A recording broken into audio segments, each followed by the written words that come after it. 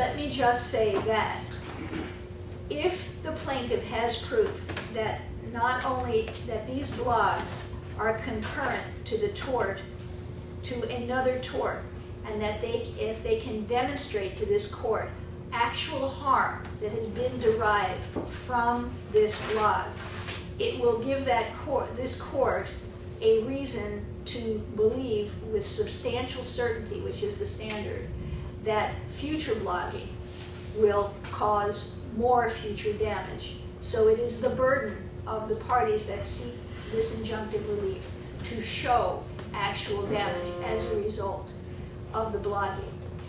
This is a story that takes place, but it really explains the problem we're up against.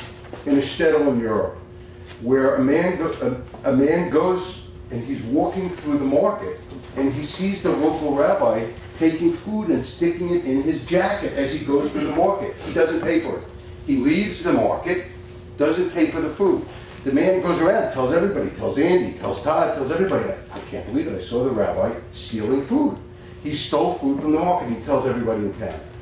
The man who owns the market comes to him and says, why are you telling everybody this? Let me explain.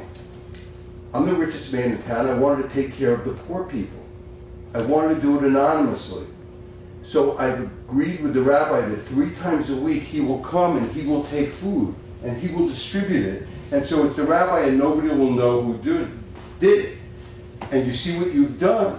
And so he went to the rabbi's house and he apologized and he said, what can I do to make this better?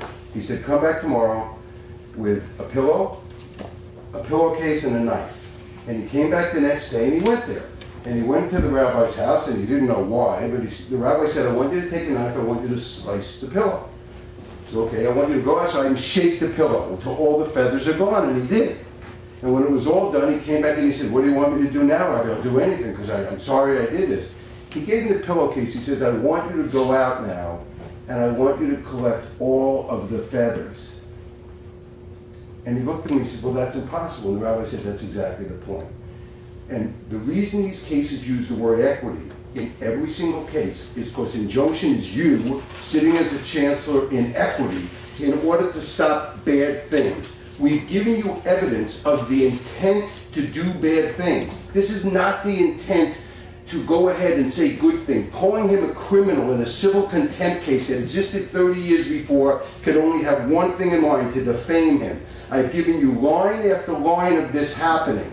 The fact that they're good businessmen, the fact that this is their family business, the fact that they have worked their buns off to make sure and they keep fighting back every time she does this, doesn't mean they're not entitled to the protection of the law. They are. I like the cute story about the rabbi. I presume this story takes place in Jerusalem, pre-New York Times versus Sullivan. Do no steps in Jerusalem. Pardon? So the rabbi in that situation would be a public figure. And if this were taking place here, that rabbi would have to overcome the actual malice standard in order to have the ability to prove a defamation case. Here, we don't have that. We still don't have the focus on exactly what it is that's supposedly defamatory. And it seems like what we're doing is we're diving headlong into a thicket of cases that say that if speech is part of a tortious interference, then it can be enjoined. Now, the cases that they rely upon are cases in which secrets might be leaked. And as I said earlier, these are not secrets. These are public court documents. If we're looking at tortious interference, what you need to see is the existence of a specific business relationship. So far, the only specific business relationships we've seen is Subway, that didn't like the size of the space, as their witness testified. And then we have this other gentleman who's in litigation who probably didn't, it seems like he did not get along with Mr. Katz, and it could, from what I've seen in his emails, it doesn't seem that Ms. Sheldina had anything to do with his termination of that relationship, anything to do with that acrimony.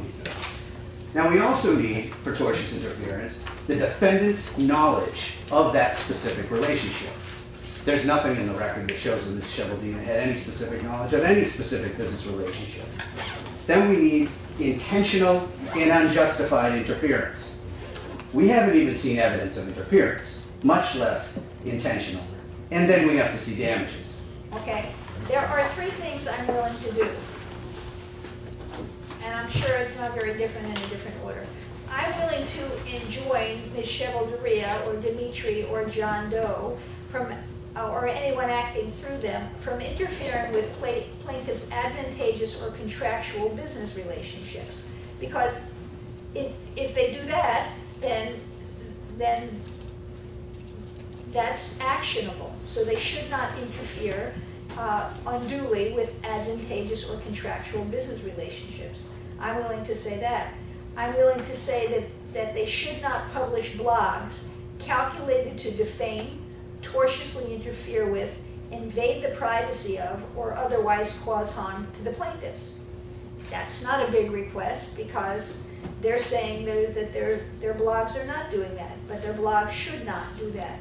And if in the end of the day it is proven that the blogs are calculated to defame, tortiously interfere, or invade the privacy of others or cause harm to the plaintiffs, then that's a violation of the court order.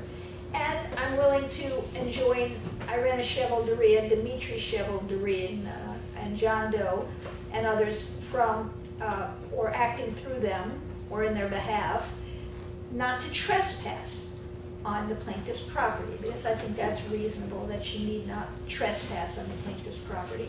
And I'm also willing to enjoin her and anyone acting through her from stalking any of the plaintiffs. I think that's reasonable. I think she needn't stalk them, she needn't go on their property, and she needn't post things that are calculated to defame, interfere with, invade the privacy, or otherwise cause harm to the plaintiffs.